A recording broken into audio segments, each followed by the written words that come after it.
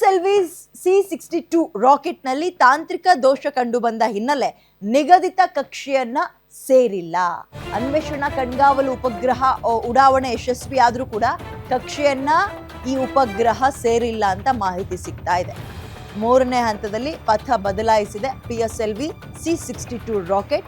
ಕಳೆದ ಬಾರಿಯೂ ಕೂಡ ಎರಡನೇ ಹಂತದಲ್ಲಿ ಪ್ರಾಬ್ಲಮ್ ಕಾಣಿಸ್ಕೊಂಡಿತ್ತು, ಟೆಕ್ನಿಕಲ್ ಇಶ್ಯೂಸ್ ಇತ್ತು. ಈಗ ಮೂರನೇ ಹಂತದಲ್ಲಿ ಅದು ಕಾಣಿಸ್ಕೊಂಡಿದೆ.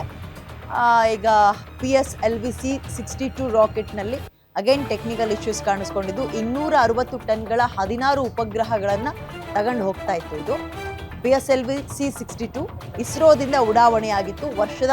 ಈ ವರ್ಷದ ಮೊದಲ ರಾಕೆಟ್ ಇದು. ಶ್ರೀಹರಿಕೋಟಾ ಕೇಂದ್ರದಿಂದ ಉಡಾವಣೆ ಆಗಿತ್ತು. ಫೇಲ್ಯೂರ್ ಅಂತ ಇದನ್ನ ಪರಿಗಣಿಸೋದಕ್ಕಿಂತ ಹೆಚ್ಚಾಗಿ ಇದ್ರಲ್ಲಿ ಕೆಲವೊಂದು ಹಿಂಗ್ ಪ್ರಾಬ್ಲಮ್ ಆಯ್ತಾ, ಇದನ್ನ ಸರಿಪಡಿಸ್ಕೊಳ್ಳೋದು ಹೆಂಗೆ ಅಂತ ಕಲಿತಾ ಇರ್ತಾರೆ. ಇದನ್ನ ಯಾವುದನ್ನು ಅವರು ಫೇಲ್ಯೂರ್ ಆಗ್ಬಿಡ್ತಾರ ಅಂತ ತಲೆ ಮೇಲೆ ಕೈ ಹೊತ್ಕೊಂಡು ಕೂರಲ್ಲ ವಿಜ್ಞಾನಿಗಳು. ಆ ತಪ್ಪಲ್ಲಿ ಮತ್ತಷ್ಟು ಕಲಿಯುವಂತಹ ಉತ್ಸಾಹ ಅವರಲ್ಲಿರುತ್ತೆ. ಸೊ ಈಗ PSLV C-62 ರಾಕೆಟ್ ನಲ್ಲಿ ತಾಂತ್ರಿಕ ದೋಷ ಕಂಡು ಬಂದಿದೆ. ಈ ವರ್ಷ ಉಡಾಯಿಸಿದ ಮೊದಲನೇ ರಾಕೆಟ್ ಇದು.